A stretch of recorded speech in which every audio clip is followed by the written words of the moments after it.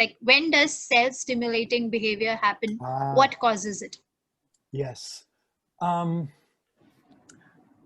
believe that in general, the medical community all over the world is still puzzled in regards to the origin of autism. Right? There are many theories out there.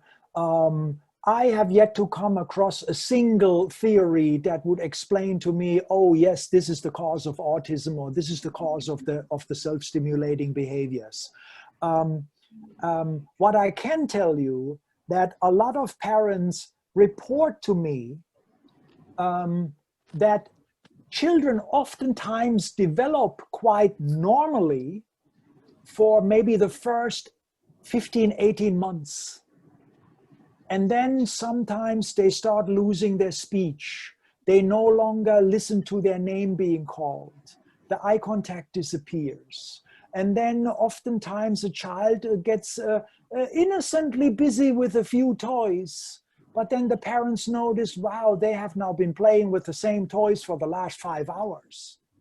Right? And it is usually the mothers who are the first ones to notice that, wait a second, something is different with my child, right?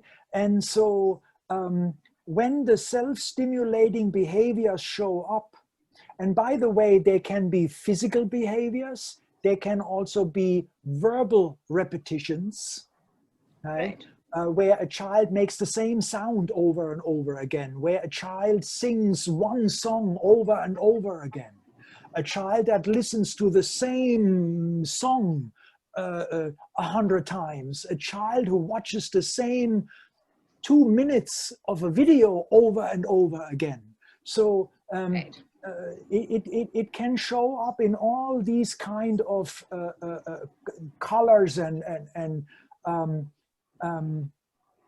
that is usually a sign when parents say, I got to consult someone, something is different. I encourage all parents to use the word different rather than something is wrong with my child or something is going bad with my child, because that's when the negative judgments start.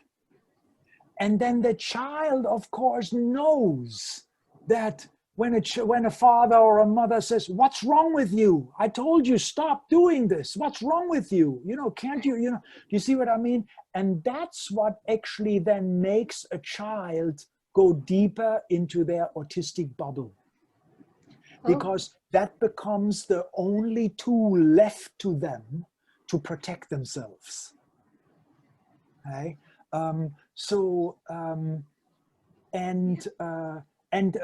I have also come across parents who let's say, they contact me very early on when their child is 2 years old. They haven't even seen a psychiatrist or a doctor, and they say, Gerd, could you have a look at our child? We don't know, there's something different, And then when I can detect some signs of autism, I immediately encourage the parents to use my approach, and parents have actually worked with their child right from the get-go, even without getting an official diagnosis, and it has greatly benefited the child. But most of the parents I get to see, most of the children have already gone through, let's say, other interventions, other methods, other programs, and they oftentimes come to me almost as the last resort. So I don't mind at all. I just know that you can work with any child at any age. You just have to be prepared. With some children, it may take a little longer because of the trust issue and the relationship issue.